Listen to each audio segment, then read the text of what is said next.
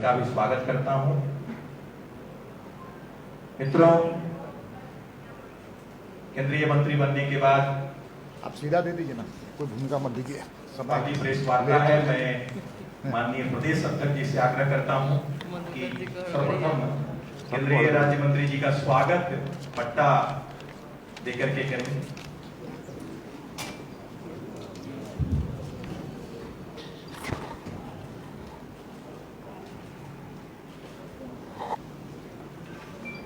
अब मैं माननीय प्रदेश अध्यक्ष जी से आग्रह करूंगा कि सर्वप्रथम अपनी बात आप सबके बीच में रखें। माननीय प्रदेश अध्यक्ष। सभी सम्मानित मीडिया कर्मी, सभी पत्रकारों को, सभी लोगों को, प्रिंट मीडिया, विजुअल मीडिया, सभी को मेरी ओर से, पार्टी की ओर से, प्रदेश की इकाई की ओर से अभिनंदन। हम सब जानते हैं कि पूरे देश में जन आशीर्वाद यात्रा नए मंत्रियों का लगातार 16, 17, 18, 19 4 दिन तक पूरे देश में चल रहा है। आप सब कोई जानते हैं कि नए मंत्री परिषद, जो मोदी जी की नई मंत्री परिषद का गठन हुआ है, उसमें सर्वस्पर्शी समाज का प्रतिनिधित्व दिया गया है। और हम कह सकते हैं कि एक गुलदस्ते की तरह, और उस गुलदस्ते में देश के सभी हिस्सों का भागीदारी और सभी समाज का उसमें भागीदारी, पहली बार देश के आज़ादी के बाद पहली बार ऐसी मंत्रिमंडल का गठन हुआ है, जिसमें हम कह सकते हैं कि महिलाओं, जो नारी सशक्तिकरण की बात भारतीय जनता पार्टी और हम कहते हैं, तो 11 मंत्री महिला मंत्री बनी है, पहली बार देश की आज़ादी से लेकर अब तक। अब ओबीसी मंत्री की बात की जाए तो 27 ओबीसी मंत्री इस मंत्रिमंडल में माननीय मोदी जी ने शामिल किया है।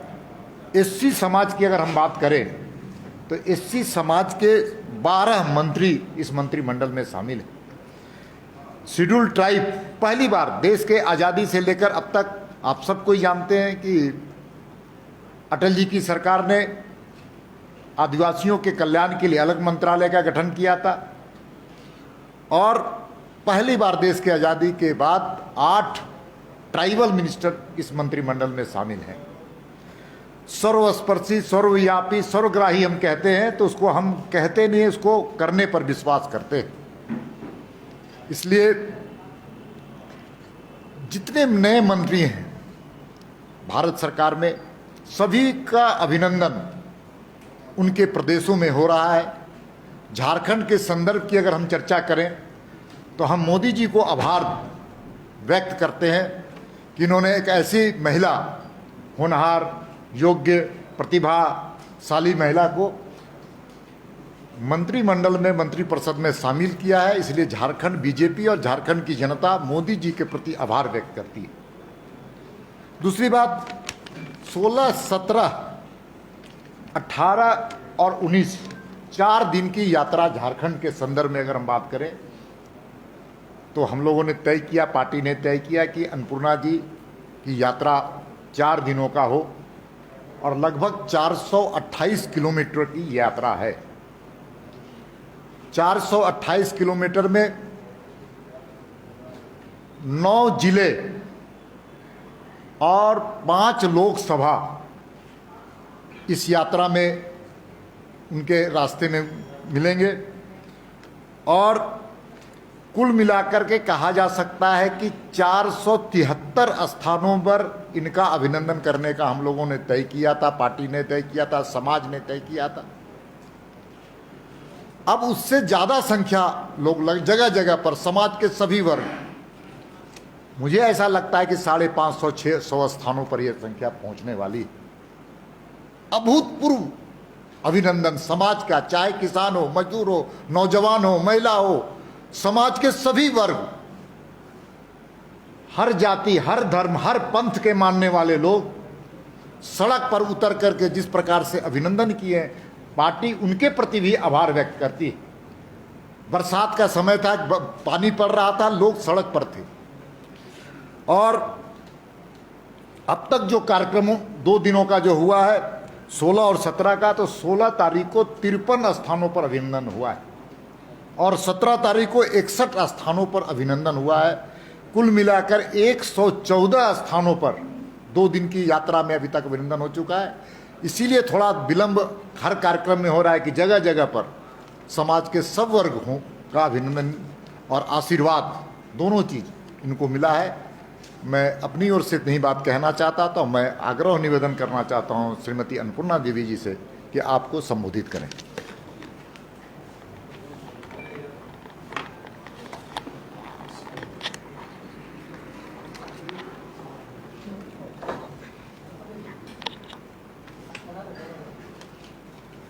बहुत बहुत धन्यवाद। सभी मीडिया के बंधुओं को अपनी ओर से शुभकामना और आपके प्रति आभार व्यक्त करते हैं। नहीं जा रहा है और आगे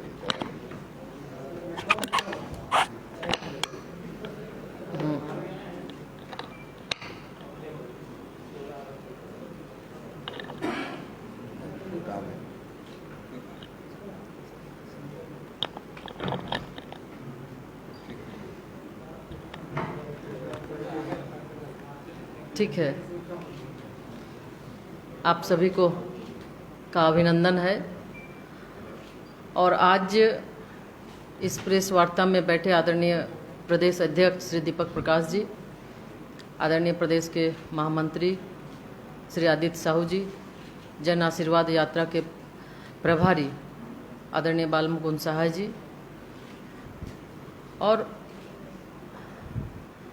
मीडिया के हमारे प्रभारी शिवपूजन जी, मैं सबसे पहले आज इस प्रेस वार्ता के माध्यम से लगातार 2 दिनों से जो जन आशीर्वाद यात्रा चल रहा है, उस यात्रा में जो सम्मान, जो स्नेह, जो आशीर्वाद कोडरमा से चलकर रांची के विभिन्न समाज, विभिन्न वर्ग, विभिन्न जाति, हर धर्म के सभी लोगों ने जो सम्मान किया, इसके लिए हम अपनी ओर से, पार्टी की ओर से उनके प्रति आभार और धन्यवाद ज्ञापित करते हैं। साथ ही साथ जन आशीर्वाद यात्रा 16 से शुरू होकर 19 तारीख तक है और इस आशीर्वाद यात्रा के माध्यम से मुख्य रूप से जो आदरणीय प्रधानमंत्री जी का, जो भारतीय जनता पार्टी का एक हमारा सोच है, इस मंत्रिमंडल के बाद, गठन के बाद ये चीज़ दिखता है। तो हम मंत्रिमंडल गठन हुआ है, इस पर भी आदरणीय प्रधानमंत्री जी के प्रति भी आभार व्यक्त करते हैं, हमारे राष्ट्रीय अध्यक्ष जी के प्रति आभार व्यक्त करते हैं, प्रदेश अध्यक्ष जी, प्रदेश पूरी टीम के प्रति आभार व्यक्त करते हैं कि ये सम्मान झारखंड की एक बेटी और एक साधारण परिवार में जन्मे इतना बड़ा सम्मान उन्होंने दिया है। इसके लिए कोटिशः प्रधानमंत्री जी, राष्ट्रीय अध्यक्ष जी और प्रदेश अध्यक्ष जी सहित पूरी टीम के प्रति आभार और धन्यवाद देते हैं। और इस मंत्रिमंडल की बात अगर हम करें तो इस मंत्रिमंडल में अभी जैसा कि आपको प्रदेश अध्यक्ष जी ने बताया कि इस मंत्रिमंडल में पूरा भारत दिखता है। भारत के हर कोने से, हर वर्ग का प्रतिनिधित्व इस सरकार में है और चाहे युवा हो, महिला हो या अन्य सभी समाज के सभी लोगों का समावेश इस मंत्रिमंडल में है। तो इससे ये दिखता है कि आदरणीय प्रधानमंत्री जी की जो सोच है, भारत एक समृद्ध भारत, विश्व गुरु की ओर जो भारत को ले जाने का जो सपना है, ये एक मजबूत और नेक इरादों से मजबूत भारत बनाया जा सकता है। इस मंत्रिमंडल के गठन से ये चीज़ दिख रहा है और निश्चित रूप से जो सम्मान उन्होंने दिया है, आज 11 महिलाओं को पहली बार आज़ादी के बाद 11 महिलाओं को मंत्री बनाया, 27 ओबीसी SC ST अल्पसंख्यक सहित सामान्य वर्ग सभी को समाहित करके जो सबका साथ, सबका विकास और सबका विश्वास का जो हमारा मूल मंत्र है, जो नारा है, वो उसमें साकार दिखता है। तो जो विश्वास आदरणीय प्रधानमंत्री जी ने किया है, निश्चित रूप से ये प्रयास होगा कि झारखंड की बेटी होने के नाते, बहू होने के नाते, कि जो विश्वास दिया है उस विश्वास पर खरा उतरने का प्रयास हम करेंगे।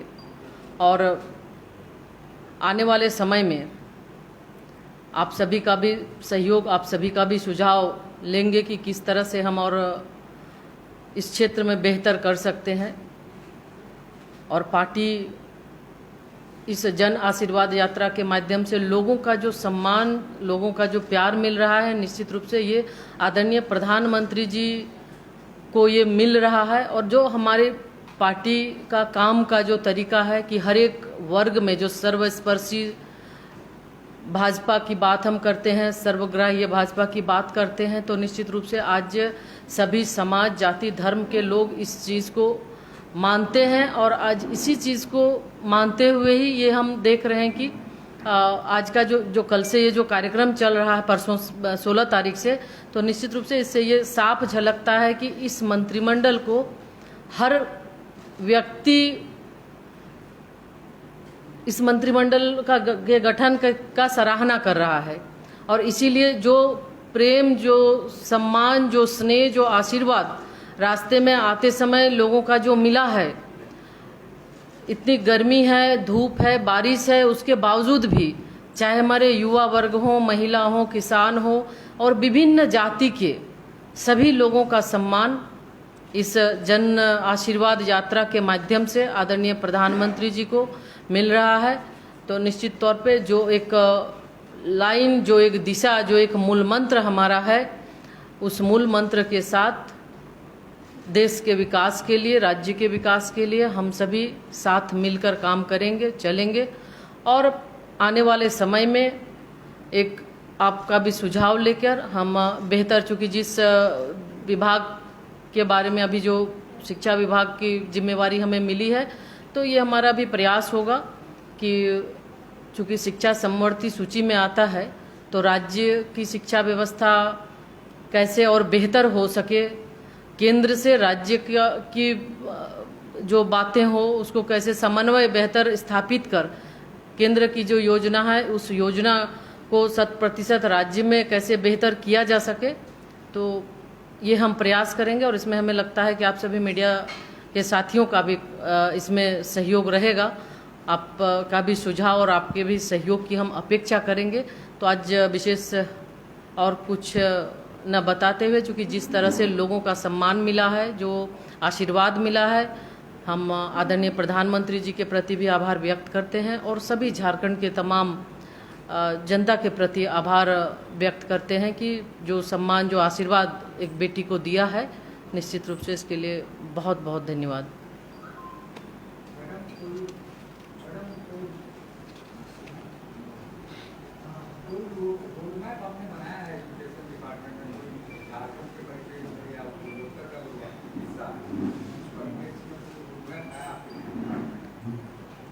देखिए, जो राष्ट्रीय शिक्षा नीति है, इस शिक्षा नीति में आदरणीय प्रधानमंत्री जी की जो सोच है, इस शिक्षा नीति में साफ झलकती है कि हम किस तरह से पूरे भारतवर्ष के अंदर आज अगर हम करें तो बहुत ड्रॉप आउट हो रहे हैं, पढ़ाई के प्रति लोगों का ध्यान नहीं है। तो एक भारतीय भाषाओं में बच्चों की पढ़ाई हो, उसके साथ साथ व्यावसायिक शिक्षा पर विशेष ध्यान दिया गया है कि सिर्फ शिक्षा किताबी ना हो, रोजगार परक शिक्षा हो। तो इस राष्ट्रीय नीति में बहुत साफ ये रोजगार परक शिक्षा की बात की गई है।